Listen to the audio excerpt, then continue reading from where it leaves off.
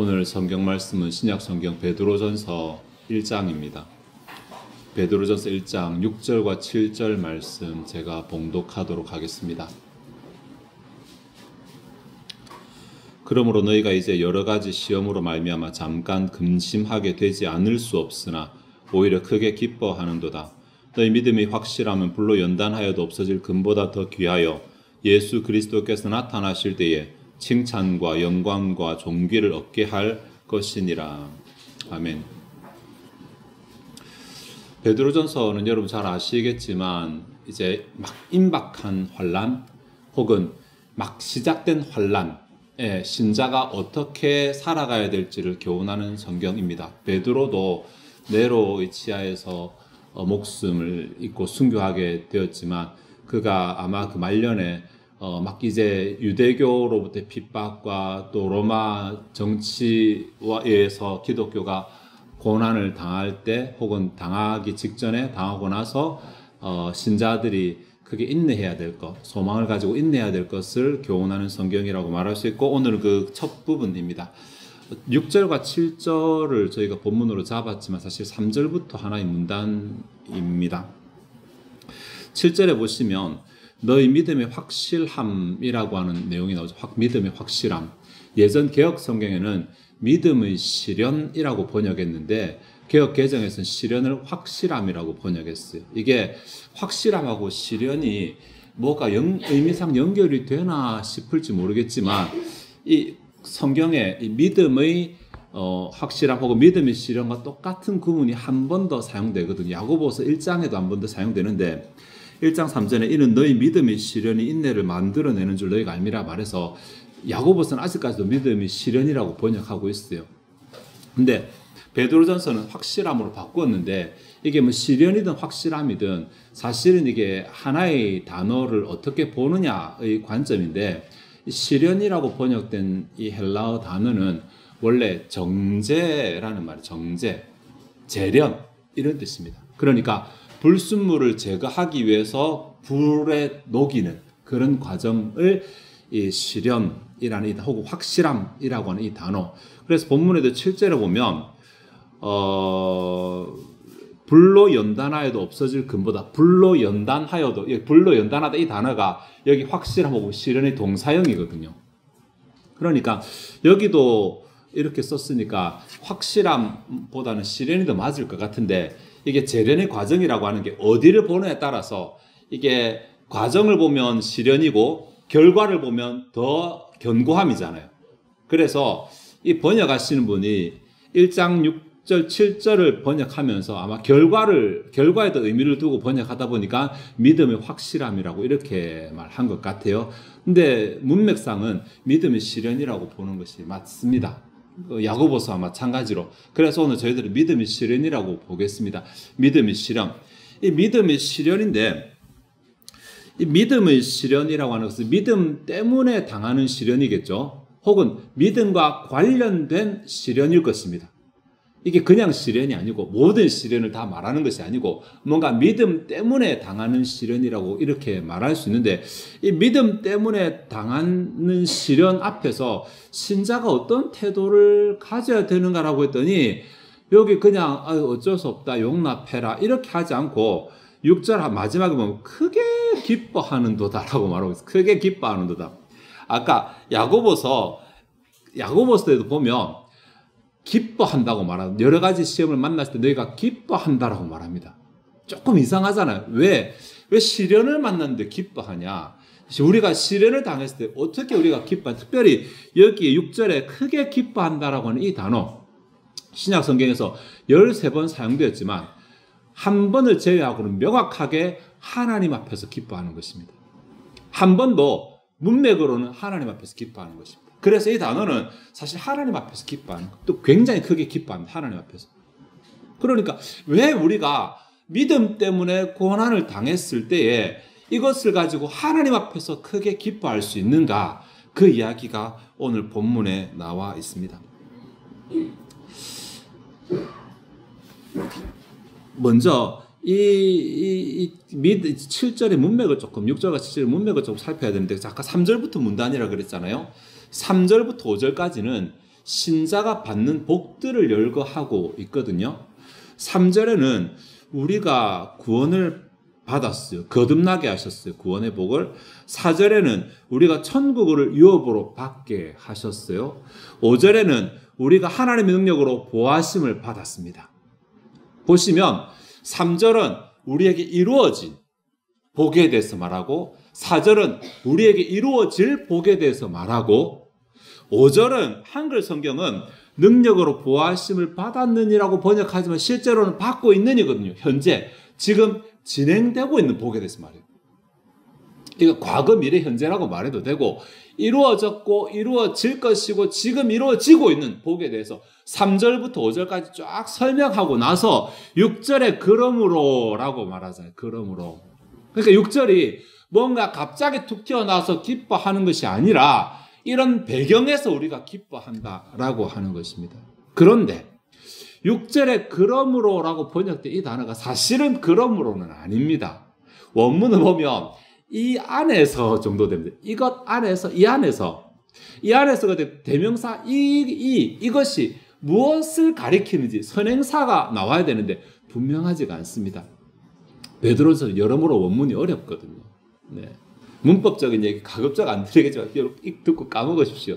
앞에 내용 전체를 받을 때는 중성 대명사를 쓰는데 여기는 남성 대명사를 썼어요. 그럼 남성 특별히 받는다는 말이니까 앞에 문맥에서 남성을 찾아보면 말세 아니면 하나님밖에 없어요. 그러니까 말세에 너희가 뭐 믿음이 실현이 있다는 것인지 하나님 안에 믿음이 실현이 있다. 이 안에서 있다고 하니까 근데 이거 참 어렵습니다. 그래서 대부분의 학자들은 그냥 중성처럼 보고 5절 전체를 받는다고 하자. 그러면 말세에 나타나기로 예비하신 구원을 얻기 위해 하나님의 능력 안에서 보호하심을 받는 가운데 이 안에서 여러 가지 시험을 만날 때 우리 크게 기뻐한다. 이렇게 보는 것입니다. 네. 뭐 대부분 다 그렇게 보고 있으니까 뭐 그렇게 따라가도 크게 무리는 없을 것 같아요. 혹은 3절부터 5절 전체를 이 안에서라고 보기도 합니다. 아까 말했죠. 우리에게 이루어진 복, 우리에게 이루어질 복, 그리고 지금도 이루어지고 있는 복 안에 신자의 믿음이 실현이 있다는 것입니다. 이게 그냥 실현 아닙니다. 그냥 실현. 여기 믿음의 실현은 믿음 때문에 당하는 실현이라고 제가 누차 말씀드립니다. 내가 죄 짓고 벌 받는 게 해당 안 됩니다. 여기에 내가 믿음, 신앙생활, 또 예배생활, 교회생활, 내가 뭔가 하나님 말씀에 순종하는 가운데 당하는 시련들, 그게 무엇이든지 간에 일단 설명 안 했으니까 그 시련들은 하나님의 복이라는 맥락 안에 있습니다. 하나님의 복이라는 맥락. 네. 뚝 떨어져서 하나님께 버림받아서 갑자기 그냥 튀어나온 것이 아니고 혹은 하나님과 상관없이 당하는 것이 아니고 내가 믿음 안에서 시련을 당한다면 그 시련은 반드시 하나님의 복의 맥락 가운데 있습니다. 구원의 복이고 천국의 복이고 지금 하나님의 인도하심의 복이고 그렇게 받아줬고 이루어진 복이고 이루어질 복이고 이루어지고 하나님의 큰 복의 흐름 안에 시련의 위치가 있다 라고 생각하시면 되겠습니다. 이 시련의 문맥이 하나가 더 있는데 여기 6절에 보면 여러 가지 시험으로 말미암아 잠깐 근심하게 되지 않을 수 없으나 라고 하는 이 부분입니다. 야, 이 부분 진짜 정말 어렵습니다. 이 한글에서 이렇게 번역했죠. 뭐가 어렵냐면 근심하게 되지 않을 수 없으나 한글 성경 보면 근심하게 될 수밖에 없다라는 말이잖아요. 필연적인 시련이라는 거죠. 필연적인 상황. 그러니까 우리가 여러 가지 시험으로서 근심하게 될 수밖에 없다. 이렇게 말하고 있는데 실제로 원문은 그렇지 않거든요. 그러니까 영어든 한글 성경이든 이 부분의 번역을 좀 다양하게 했어요. 우리 한글 성경처럼 NIV 계열 이렇게 그냥 이렇게 할 수밖에 없다. 한다 할지라도 뭐 이렇게 할 수밖에 없다. 필연적으로 번역했다면 혹은 일부 성경은 가능성으로 번역해서 할 수도 있다. 너희가 이런 여러 가지 시험을 만날 수도 있지만 이렇게 번역을 했어. 그런데 실제 원문은 다릅니다. 실제 원문은 에이데오는 만약에 그러한다면입니다. 만약에 그러한다면. 자, 제가 너무 빨리 설명드렸죠, 그죠? 그냥 우리 한글 성경으로는 모두 필연적으로 이렇게 당할 수밖에 없는 것처럼, 근데 일부 성경들은 그렇게 할 수 있다. 우리가 이렇게 고난을 당할 수 있지만 이렇게 번역을 하고, 그리고 원래 원어로 보면 우리가 만약 그런 고난을 당하게 된다면 이렇게 보겠습니다. 네. 가정법을 쓰고 있어. 이거 조건적이거든요. 필연적도 아니고 개연적도 아니고 조건적입니다. 이게 도대체 우리 어떤 문맥을 제공해 주냐면 앞에 신자의 하나님께서 베푸시는 복이 이렇게 많은데 그렇게 많음에도 불구하고 신자에게 만약 우리가 그렇게 해야 한다면 여러 가지 시험을 당해야 한다면 이렇게 말하고 있는 제가 아까 조건을 말할 때 한다면 했습니까? if theo는 뭐뭐 해야 한다면 뭐뭐 하는 것이 당연하다고 theo가 있고 if가 있기 때문에 만약 이렇게 해야 한다면 정도로 볼 수 있는데 만약 우리가 이렇게 해야 한다는 것은 이거 뭔가 의도가 있다는 것입니다. 의도가 신자에게 뭔가 내가 선택해서 이렇게 당하는 것 아니거든요. 그렇게 돼야만 하는 의도가 있는 것이죠. 우리가 하나님의 주권을 인정한다면 하나님의 뜻입니다. 하나님의 뜻입니다. 신자가 믿음의 시련을 당하게 되는 것은 하나님의 뜻입니다. 다시 정리해 볼까요? 앞에 신자가 믿음의 시련을 당하게 되는 것은 하나님의 복의 맥락에 있다 그래서 복, 하나님의 복 안에 들어있는 것입니다. 네. 그러니까 하나님의 복 안에는 우리가 잘 되는 것, 우리가 먹는 것, 마시는 좋은 것들도 들어있지만 하나님의 복의 목록 안에는 시련이라는 목록도 들어있다는 것입니다. 두 번째가 믿음의 시련을 당한다는 것은 하나님의 뜻 안에 있다는 것입니다. 네. 안 할 수도 있습니다. 믿음이 안 당할 수도 있습니다. 하나님 피해 가시게 할 수도 있습니다. 그러나 하나님의 뜻이 있어서 우리가 그 믿음의 시련을 당하게 된다면 크게 기뻐한다. 이렇게 말하고 크게 기뻐한다. 성경에 가만 보니까 아브라함이 그런 시련 당했었잖아요. 이삭을 바치라고 말했던. 욥도 그런 시련 당했잖아요. 자기가 어떻게 해서 당한 거 아니잖아요. 자기는 그냥 열심히 신앙생활 했을 뿐인데 열심히 하나님 말씀 순종해 살았을 뿐인데 하나님이 그런 시련 허락하셨거든요. 우리가 알지 못하지만 오늘은 그거 말하기를 우리의 믿음의 시련은 하나님의 뜻이 있다고 말하고 있어요.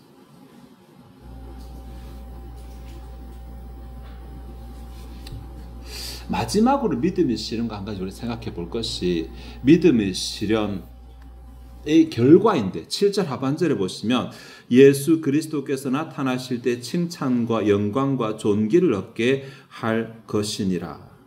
직역하면 이는 예수 그리스도께서 나타나실 때의 너희 믿음의 시련이 칭찬과 영광과 존귀로 드러나게 하기 위함이다. 물론 이게 뜻이죠. 뜻. 우리의 믿음의 시련이 결국은 좋은 것으로 드러나도록 하는 하나님의 의도가 이것이다 라고 볼 수도 있습니다. 그런데 우리는 여기서 칭찬과 영광과 존귀에 조금 관심을 가졌으면 좋겠습니다. 여기 칭찬이라는 말, 인정한다는 말. 다음에 영광이라는 말은 잘 아시겠지만 이거 원래 빛이라는 단어지만 높임이라는 뜻이 높임. 존귀라고 하는 말, 이게 잘 번역했는지 모르겠지만 보상이라는 말이에요. 보상. 그래서 상을 줘가지고 그 사람이 사람들 앞에 높게 드러나는 거. 보상이라는 말이에요. 그러면 칭찬과 영광과 존귀라는 말 다른 말로 풀면 하나님이 인정하시고 하나님이 높이시고 하나님이 보상하신다는 말이에요. 여기까지가 믿음의 시련의 문맥입니다. 정리해 볼까요? 믿음의 시련에는 하나님의 복이라는 맥락이 있어요. 믿음의 시련에는 하나님의 뜻이라는 맥락이 있어요.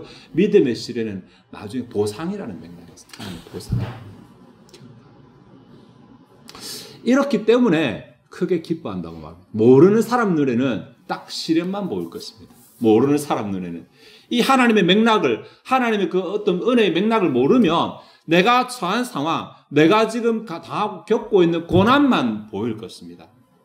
그런데 만약에 내가 당하는 고난이 내가 신앙생활 잘하는데 당하는 고난이라면, 내가 하나님 앞에서 최선을 다하는데 당하는 고난이라면 그냥 고난만 보지 말고 조금 시야를 넓혀서 하나님의 관점에서 내 고난을 좀 바라보라는 것입니다. 그러면 하나님 앞에서 기뻐할 수 있습니다. 아까 제가 크게 기뻐한다, 하나님과 관련해서 기뻐한다 그랬잖아요. 하나님 앞에서 기뻐할 수 있습니다. 자, 이제 시련이라는 단어를 조금 생각해야 되는데, 시련이라는 단어가 이제 일단 기본적으로는 정죄라고 말씀을 드렸어요. 정죄, 불로연단에서. 이것이 몇 가지 의미를 가지는데, 하나는 어쨌든 정죄되는 것이기 때문에 고통이 가해집니다. 보통 불이죠. 보통 우리가 따뜻하게 데피는 정도 불이 아니라 뜨겁다고 느끼는 정도가 아니라 우리가 녹아내릴 정도의 불입니다. 녹아내려야지 우리 안에 있는 불순물이 빠져나가니까. 굉장히 가혹한 환경입니다. 이것이 신자의 외부에서 주어지는 핍박일 수도 있습니다. 신앙생활 못하게. 요즘 우리는 잘 없지만 예전에 우리 처음 이 나라에도 복음이 전파됐을 때 예수 믿는다고 갖가지 고난 다 당했거든요. 네. 뭐 그뿐입니까? 뭐 한때는 신앙생활이 뭐 가톨릭을 버리고 신교로 바꾼다고 또 고난 당하기도 하고, 기독교가 시작된 이후로 외부의 고난은 멈추지 않고 계속해서 왔습니다. 이런 큰 고난도 시련이라고 할 수 있습니다. 믿음 때문에 당하는 시련. 그런데 그것뿐만이 아닙니다. 사실은 여기서 말하는 시련은 외부적인 것이 아니라 우리 마음이 느끼는 스트레스이기 때문에 내가 신앙생활하면서 하나님 앞에 뭔가 조금 가지는 신앙적인 갈등들도 다 시련이라고 할 수 있습니다. 네. 여러분들, 나 매일마다 기도하고 성경 봐야지라고 생각하는데 희한하게 지나놓고 나면 다른 거 할 시간은 다 있는데 기도하고 성경 볼 시간 없지 않던가요? 네. 하루 30분 내는 거, 하루 10분 내는 그게 뭐가 어렵다고 분명히 해야지 하는데도 안 됩니다. 사단이 가만 안 놔두거든요. 하라고. 내가 잘 되기를 바라지 않으니까. 그래서 내가 특별하게 마음먹지 않고는 다른 것보다 우선해서 그 자리를 두지 않고서는 거의 대부분 다 실패할 것입니다. 뭐 하고 해야지 하면 못하게 끝나게 될 것입니다. 예수 믿는 것 때문에 밖에서 식기도 할 때 눈치 보게 되고, 내가 예수 믿는다고 말하기에 요즘 같은 세상에 교회 다닌다고 말하기에 마음이 힘들어지고, 이런 것도 해당됩니다. 뭐 거대하게 진짜 순교할 정도의 큰 것만 해당되는 것이 아니라 신자가 마음 가운데 신앙 때문에 고민 당하는 것, 스트레스 당하는 모든 것이 다 여기에 해당됩니다. 또 요즘 우리가 이웃사랑에 대해서 계속해서 나누고 있는데, 이웃사랑하는 자체가 시련이잖아요. 쉽지 않잖아요. 여러분 해보시면 알지만 쉽지 않습니다. 네. 내 바쁜 시간도 쪼개야 되고 내 주머니도 힘들어져야 되고 이웃사랑은 쉽지 않습니다. 더 힘든 게 뭐냐면 그렇게 실컷 이웃사랑 했는데 인정 못 받을 때 그 사람 몰라주고, 나는 정성을 다 했는데 그 사람을 쉽게 생각하고, 와, 마음이 두 배로 힘들죠. 내가 이 짓을 왜 하는가. 다 시련입니다. 다 시련입니다. 네. 외부적인 핍박이 없다 하더라도 내 마음이 스트레스 받는 거 똑같습니다. 똑같습니다. 하나님 앞에서 내가 신앙생활 좀 열심히 하려고 하는데 오히려 그럴 때 기분 나빠서 하기 싫고 짜증나고 피하고 싶고 그런 생각 듭니다. 그런데 여러분, 피하는 것이 과연 우리에게 더 나은가? 본문은 우리에게 이런 시험 당하거든 기뻐하라고 말하는데, 크게 기뻐하라고 말하는데, 그 맥락에서 본다면 이것을 피하는 것이 과연 우리에게 더 유익한가? 시련을 피하게 되면 내가 정죄되지 않겠죠. 정죄를 피하는 것이니까 내 안에 불순물이 사라지지 않겠죠. 내 신앙이 성장하지 않겠죠. 시련을 피하게 되면 시련을 이기게 되었을 때 주어지는 보상이 없겠죠. 시련을 피하게 되면 하나님의 복의 맥락에서 내가 벗어나게 되는 것이겠죠.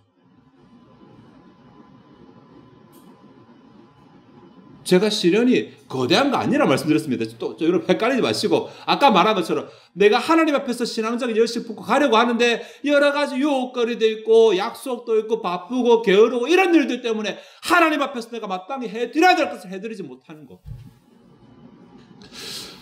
하나님 앞에 마땅히 해드려야 되는 것으로 고민하는 거. 해야 되는데 바쁜데, 해야 되는데 귀찮은데, 해야 되는데 피곤한데, 다 시련입니다.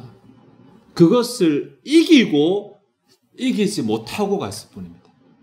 매일매일 우리는 시련이죠. 매일매일. 이거 하나님께서 뜻하셔서 우리에게 허락하신 시련입니다. 우리의 신앙이 성장하도록 하기 위해서. 때로는 내가 그뿐만이 아니라 이웃사랑 어떤 것이 이런 것을 행했을 때 하나님께서 그것으로 복 주시기 위해서 하나님의 뜻이 있어서 우리에게 시련들을 주시는 것입니다. 그러니 시련들을 만났을 때 무조건 피해야지. 누가 내 마음에 걸리는데 하면 귀찮고 하면 돈 들고 모른 척 해야지. 이렇게 피하는 것이 무조건 그 상책은 아니라는 것입니다. 상책은 아니라는 것입니다. 이것이 믿음의 시련이 맞다면, 믿음의 시련, 믿음 때문에, 신앙 때문에, 하나님 때문에 뭔가 내 마음 가운데 스트레스가 있는 것이 맞다면 피하지 말고 차라리 정죄되자. 수고하자. 왜냐하면 어차피 믿음의 시련은 신앙의 시련이기 때문에 내가 결과를 보장하지는 않습니다. 하나님이 보장하시는 거죠. 나는 그냥 순종하자. 나는 그냥 녹아지자. 나는 그냥 희생하자. 이게 내가 할 수 있는 몫이 전부예요. 내가 그렇게 하면 나는 하나님의 복의 맥락 가운데 있는 것이고 뜻의 맥락 가운데 있는 것이고 하나님께서 알아서 보상해 주시겠죠. 인정해 주시겠죠. 그게 믿음이니까. 그게 믿음의 시련이잖아요.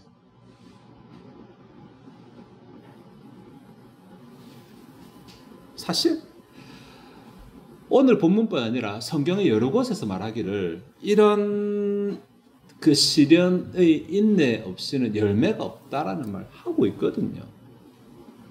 야고보서 제가 아까 잠깐 말씀드렸지만 1장 2절부터 4절까지 내 형제들아 너희가 여러 가지 시험을 당하거든 온전히 기쁘게 여기라. 이는 너희 믿음의 시련이 인내를 만들어내는 줄 너희가 알미라. 인내를 온전히 이루라. 이는 너희를 온전하고 구비하여 조금도 부족함이 없게 하려 함이라. 믿음의 시련이 인내를 자동적으로 만들어내는 것이 아니라 믿음의 시련 앞에서 우리 인내가 드러난다는 말입니다. 내가 인내가 있는지 없는지, 내가 뭔가를 붙잡고 이것을 감당하는지 피하는지가 그 앞에서 드러나게 된다는 말입니다. 예수님께서 산상수훈에서 말씀하셨던 것처럼 비가 내리고 창수나고 바람이 불 때에 그 믿음이 반석 위에 있는지가 드러나게 되잖아요. 그래서 시련을 통해 나는 하나님 믿습니다. 하나님 사랑합니다. 평상시 고백하던 것들이 이런 믿음의 시련 앞에서 진짜 그것이 내 고백인지가 드러나게 됩니다. 내 인내가 드러났을 때 인내를 온전히 이루라. 이 말은 뭐냐면 믿음의 시련 앞에서 포기하거나 피하지 말라는 말이잖아요. 믿음의 시련 앞에서 정죄되고 녹아내리라. 이는 너희를 온전하고 구비하여 조금도 부족함이 없게 하려 함이라. 더 나은 것으로, 이걸 설명해 드리면 설교가 한편 나오기 때문에 하여튼 더 나은 결과로 너희가 변하게 될 것이기 때문에 그래서 인내를 온전히 이루라. 믿음의 시련을 피하지 말고 인내로 그 과정을 거쳐가라고 말합니다. 누가복음 8장에 나오는 씨 뿌리는 비유 가운데서 열매 맺는 수확하는 좋은 밭에 대한 교훈이 15절에 나오는데 좋은 땅에 있다는 것은 착하고 좋은 마음으로 말씀을 듣고 지키어 인내로 결실하는 자니라. 결실 앞에 인내가 들어있습니다. 인내가. 네. 말씀을 듣는 게 좋은 밭 아닙니다. 아시죠? 밭의 비유 보시면 말씀은 다 들어. 전부 다 들어요. 길가도 다 들어. 돌짝밭도 다 들고 가시덤불도 다 듣습니다. 말씀을 듣는 게 복이 아니라 결실을 맺는 게 복이잖아요. 그러니까 도대체 이 밭들 가운데 결실을 맺는 밭은 어떤 밭인가? 말씀을 듣죠. 그 다음에 지켜야 되죠. 새가 물어가지 않도록 지켜야 되죠. 그 다음에 인내해야 되죠. 인내. 그 인내가 오늘 본문의 인내를 온전히 이루라. 혹은 우리가 정죄되어가는, 말씀을 지키는데 정죄되어가는, 불순종하고자 하는 내 마음들을 빼내고, 게으름이란 내 마음도 빼내고, 바쁨을 핑계대는 내 마음도 빼내고, 여유가 없다는 마음도 빼내고, 온전히 그 말씀 앞에 순종하는 이것이 인내고, 그럴 때 결실이 주어집니다. 결실이, 열매가, 우리가 바라는 건 열매잖아요. 말씀을 듣는다고 자동으로 열매가 안 주어진다는 것입니다. 히브리서 10장 36절에 보면 너희에게 인내가 필요함은 너희가 하나님의 뜻을 행한 후에 약속하신 것을 받기 위함이라. 인내가 필요한, 인내가 있어야지 받는다는 것입니다. 약속하신 복이잖아요. 복. 듣는다고 복이 아니라 이게 정죄의 과정을 거치는, 혹은 믿음의 시련, 내 마음 가운데 믿음 때문에 고민하고 분명히 신앙적으로 이게 맞는데 내 상황은 저게 싫은데 내가 하고 싶은 것과 해야 하는 것, 내가 하기 싫은 것과 하지 말아야 하는 것, 이것 사이에서 내가 하나님 말씀을 선택하는 자체가 시련입니다. 그 자체가 믿음의 시련입니다. 끊임없이 믿음의 시련입니다. 그런 시련 가운데 우리가 하나님의 말씀을 붙잡고 가는 인내가 필요한 것은 그것을 행한 후에, 하나님의 뜻을 행한 후에 약속하신 것을 받기 위함이다. 욥이 아주 고난이 길었잖아요. 그 긴 고난을 거칠 때 그 마음 가운데 어떤 신앙이 있었습니까? 우리가 잘 아는 바대로 23장 10절에 그러나 내가 가는 길을 그가 아시나니 자기는 모릅니다. 이 시련의 끝이 언제인지 고난의 끝이 언제인지 나는 모릅니다. 하지만 내가 가는 길을 그가 아시나니 그가 나를 단련하신 후에 이게 재련 오늘 본문의 이 정제라는 이 단어거든요. 단련하신 후에 내가 순금같이 되어 나오리라. 네. 이게 욥의 신앙이었어요. 끝내 하나님 앞에서 자신의 인내, 자신의 신앙을 지키고 범죄하지 않았던 욥의 신앙의 핵심은 하나님의 맥락입니다. 나는 모른다. 나는 어디 있는지도 모르고 어디 가는지도 모르는데 나의 주 되시는 하나님을 알고 계시니까 하나님이 다 데리고 가시겠지. 하나님 끝까지 인도하시겠지. 나는 내가 해야 할 몫만 할 뿐이다. 그거 믿음의 시련 앞에서 인내하는 것입니다. 자기를 지키는 것입니다. 무너지지 않는 것입니다.